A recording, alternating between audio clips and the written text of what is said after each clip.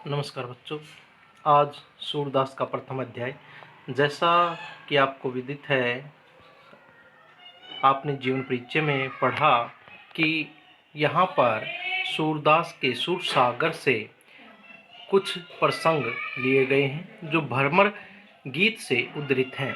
भ्रमर गीत सूरदास का विरह का के बारे में बताता है। गोपियों से श्री कृष्ण जब मथुरा चले जाते हैं, उनको एकांतवास में छोड़कर, अकेला छोड़कर, गोपियां किस प्रकार से उनके दुख और पीड़ा में, विरह में जीती हैं। और इसी विरह को दूर करने के लिए श्री कृष्ण अपने एक परम मित्र उद्धव को संदेश निर्गुण ब्रह्म का संदेश लेकर भेजते हैं। उसी का अंश यहाँ पर लिया गया है। प्रथम जो पद्यांश है उसमें जो गोपियाँ हैं वे उद्धव को उल्हाना देते हुए, व्यंग्य करते हुए कहती हैं, उद्धव तुम हो अति बड़भागी। हे उद्धव, तुम तो बड़े भाग्यवान हो। बड़भागी अर्थात बड़े भाग्य वाला। हे उद्धव, तुम तो बड़े ही भाग्यवान हो।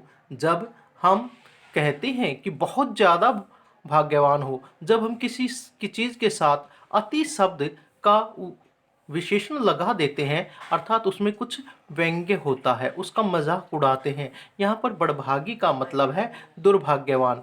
हे उद्धव, तुम तो बड़े भाग्यवान हो, तुम्हारा भाग्य अच्छा नहीं है, तुम्हारा भाग्य दुर्भाग्य से भरा हुआ है। अपरस रहत स्नेह तगैता।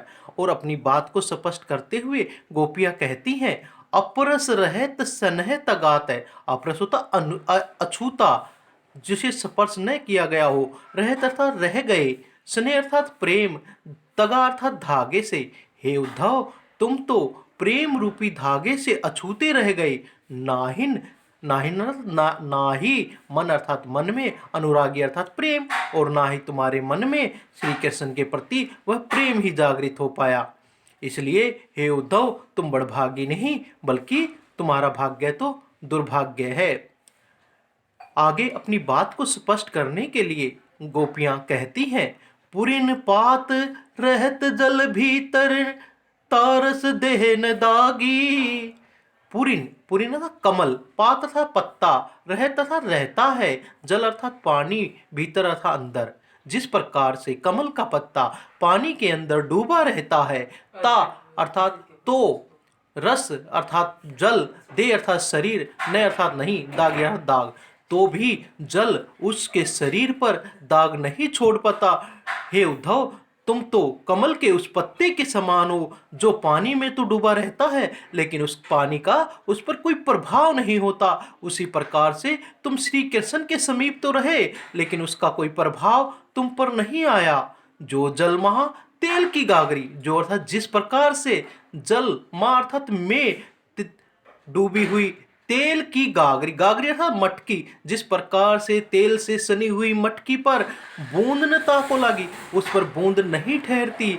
हे उद्धव, जिस प्रकार से तेल से सनी हुई मटकी पर पानी की बूंद ठहर नहीं पाती, उसी प्रकार से तुम तेल की गागर के समान हो, जिस पर श्री कृष्ण का प्रेम नहीं ठहर पाया।